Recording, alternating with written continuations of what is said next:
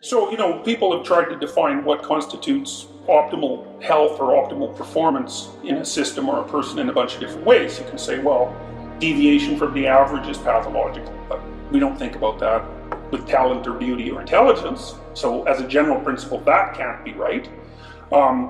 Some people have said for mental health that a system is unhealthy when it deviates from its evolutionary function. Well, I don't buy that because the idea of dream analysis, I suppose, is one of perhaps Freud's major contribution to modern Western thought. The idea was there was something to dreams. And I suppose what Freud did is said, hey, look, isn't it strange? We have this whole other form of thought that we engage in at night, and it speaks in a language that we don't really understand. And so it's very difficult to specify the evolutionary function of all sorts of things. So that just doesn't solve the problem for me. What seems to happen, as far as I can tell, is that things are useful up to a certain point, and once they dominate, and sort of like the Cyclops image, with the Cyclops only seeing one thing. If you get too single-minded about anything, any virtue, or any behavior for that matter. What the hell is that? And you can say, and many modern people do, dreams are of no significance, or even that they're random processes, which is an absurd proposition, obviously, because whatever they are, they're obviously not random. So Freud's idea was that there was something in dreams that was informative. So now he had a method for extracting out from the dream what the dream purported to represent. It hits a point where it starts to turn back on itself, and then you've gone too far. And when it turns back on itself, it hits what's technically called a positive feedback loop, and then the thing spirals out of control catastrophically and unpredictably. And I can give you some examples of that. So let's say you start to get depressed. Okay, and maybe you're slowly getting more and more depressed. Well, there's going to be a tipping point, or there often is a tipping point. And he outlined that in great detail in The Interpretation of Dreams. And if you want to read one book by Freud, I would highly recommend that one. It's a very long book and it's very detailed, but Freud does an extraordinarily comprehensive analysis of the way that dreams work. Now he made because he had brought a theoretical framework to bear even on his investigation into dream structure, he concluded that dreams were essentially wish fulfillments. Where you're so depressed, you quit going to work and you lose your job. Well, that's not so good for your depression, because now you're not only depressed, you're unemployed and you don't have any money. Well, and then maybe your wife is getting pretty tired of having to deal with you because you're depressed, and now you also don't have a job and the stress is too much for her, and so you fight a lot and that makes you more depressed. And then you start to stay at home because you don't really want to show your face in public, so you lose all your friends. And that's where Jung and Freud disagreed.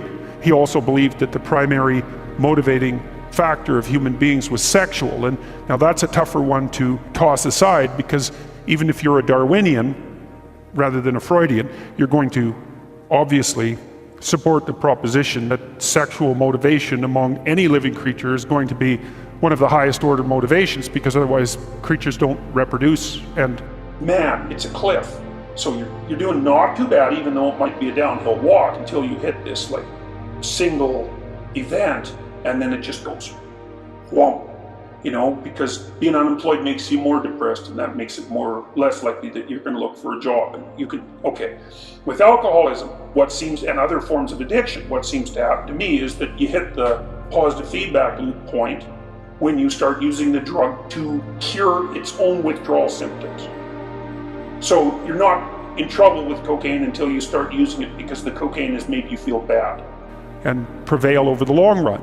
So the question is that the ultimate source of motivation? And in some sense, the answer to that has to be yes. Well, Freud wanted to make that in some ways the sole source of motivation, and I'm oversimplifying, and I hate to do that in relationship to Freud, because he was not a simple-minded character.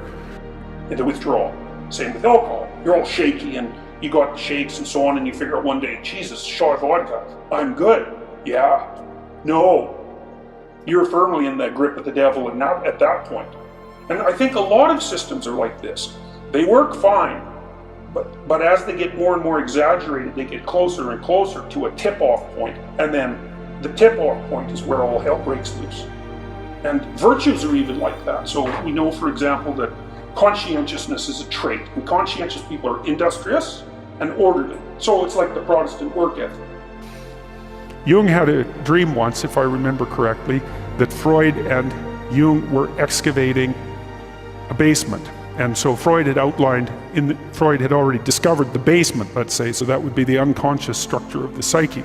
And Jung broke through into another basement that was a multi-chambered place, so many, many, many rooms. And I suppose what drove Jung and Freud apart was Jung's proposition that there was a hell of a lot more going on down there than had already met the eye. And they broke on the idea that the sexual impulse was primary, roughly speaking. They broke when Jung wrote a book called Symbols of Transformation, which is actually, there's 3 books that I know of that are sort of like maps of meaning. One is Symbols of Transformation. One is a book by Erich Neumann called The Origins and History of Consciousness. Okay. We also know that orderliness is grounded in disgust sensitivity. Okay. We know that orderly people on average have better hygienic habits and they live longer. But they're also more inclined to radically disapprove of homosexual behavior. They're also more anti-foreigner because they have a real tight me, not me discrimination system, and they're disgusted by what's not me. Well, that's good. You don't like dirt. And you can be sure that among our forefathers, it was very frequent if you were an explorer and you went out to meet a bunch of strangers, you and your whole damn crew were dead 3 weeks later. Because they gave you some disease you have no resistance to whatsoever, and it just wiped you out. I mean, that's what happened to the Native Americans. And the third one, well, is Maps of Meaning. They're the same book. They're just like they're trying to solve the same problem from 3 different directions. They're all attempts to address the same problem. And so Symbols of Transformation was a book that Jung wrote about the fantasies of a schizophrenic American woman. And wiped out 95% of them. You know, this is a deadly thing. Anyways, as orderliness increases in its intensity, it starts to shade into like vicious intolerance. So the fascists, for example, the Nazis, were orderly. They didn't like parasites, and they thought of anything that wasn't just like them. Their corporate body, the Aryans, was a parasite, and it should be eradicated. And he was trying to relate her fantasies to these old mythological ideas. And Jung's idea, essentially, and this is an idea that was shared by people like Piaget, so we're not going to say that Jung or Freud just pulled this idea out of the air, was that that's a pretty good idea when you're eradicating parasites. I mean, Hitler tried to get rid of tuberculosis to begin with. But then the question arises, what's a parasite? At some point, it's like everyone who isn't meat. And, you know, Hitler got to that point before he died because he felt that the whole German society, he lost faith in the Aryan society as the war was being lost. And he was perfectly happy that the bloody place went up in fire, which is a purifying element. So, you know, even, look, conscientiousness is virtuous. The birthplace of mythology and literature, for that matter, was the dream. That they share structural, that they share what? Mode of information presentation. And it's a relatively radical hypothesis, but you take any virtue too far, off the cliff you fall. So there's like this range within which something works, and when you push it past that range, it starts to feed on itself and it turns into some variant of hell.